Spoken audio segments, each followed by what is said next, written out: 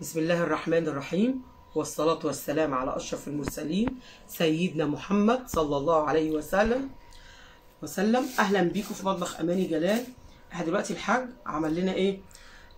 اتكلم بقى يا حاج أنت، يلا شوف كده هتقول لنا إيه. عملنا جبنة إن شاء الله. دي جبنة زي الجبنة الخزين بدون منفعة. الجبنة الخزين اللي هي إيه؟ ما عادش ما الجبنة البيضة الخزين القديمة اللي هي الدمياطي، اللي هي بنقول عليها جبنة اسطنبولي أو جبنة دمياطي، عشان نفرق بس. أو الجبنة البيضة اللي بتتباع في المحلات عادي السوبر ماركت. دي بقى بس عاملينها بدون منفعة. جبنة بدون منفعة؟ بدون منفعة. عملناها وقطعناها زي ما انتم شايفين حضراتكم كده. دي اللي هي احنا عملناها في الفيديو. في الفيديو ايوه، واخده بالك. ودي بقى نحط ملحنا المقدار الملح اللي عايزه حسب ما احنا نرتاح في الملح. واخده بالك. وبعد كده ايه بنحطها بقى في الصفيحه، جبنه صفيحه اهي زي ما انتم شايفين، ولبسناها كيس بلاستيك. والشرش اللي طلع من الجبنه غليناه على النار. الشرش وايه تاني؟ والخض بتاع الزبده خدناه بردك معاهم. انت غليتيهم وبعد كده حطيناه على النار يبرد خالص. بعد ما غلى، بعد ما برد طلق خالص كده، هنروح حط بعد ما نرص الجبنه ناخد بقى الشرش نرصه ايه، نحطه على الجبنه في الصفيحه. ايوه حاجه علاء. ونسقيها الشرش بتاعها ونقفل عليها بقى من هنا لحد رمضان. وان شاء الله بقى نفتح مع بعض على رمضان نشوف شكلها يبقى عامل ازاي. هو احنا النهارده 11 رجب ان شاء الله، 11 شعبان معلش. ان شاء الله هتبقى 10 على رمضان 11 شعبان النهارده ان شاء الله. هتبقى حته جبنه زي الفل بامر الله بالف انا وشوف اللي هياكلها. زي ما نشوف كده بنرص الجبنه في ساعتنا في الصفيحه. مش حطيت فلفل يا علاء؟ الفلفل نحطه بقى على الوش خالص كده، قرنين فلفل خضر كده في النص او قرنين حمر كده. وان شاء الله تعالى ادي قرن فلفل منهم همت. نحطه عليهم كده.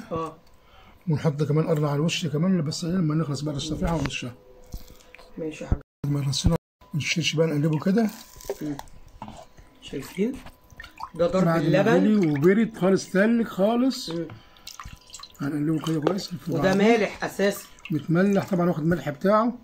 وده قرن الفلفل زي ما قلنا نحطه كده على الوش. التاني قرن التاني. ناخد شرش بقى كده ونسقي الصفيحه بتاعتنا بالشرش ده لحد ما تتملي كده.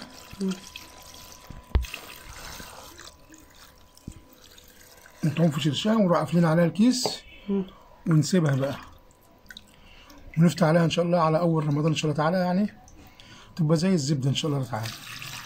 وهنشوفها مع بعض بقى ان شاء الله تعالى. تبقى نفتحها مع متابعيننا ان شاء الله. الشرش زي ما كده لازم نغطي الجبنه كلها بالشرش كده. هو دوت اللي هيسوي الجبنه. ده اللي هيسوي الجبنه بتاعتنا.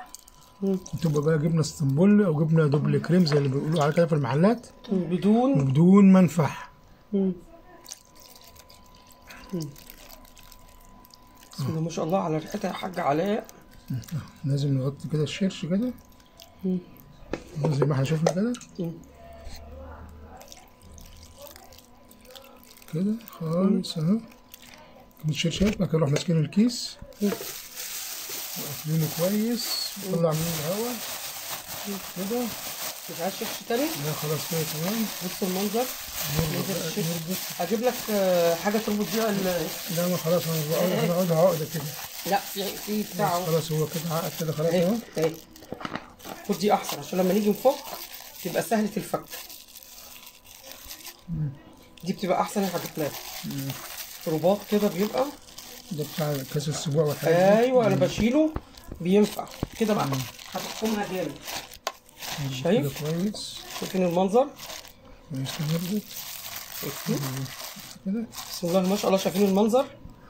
وكده عملنا الجبنه الخزين بدون منفعه. ان شاء الله تعجبكم ونشوفها بعد ما تطلع ان شاء الله تستوي.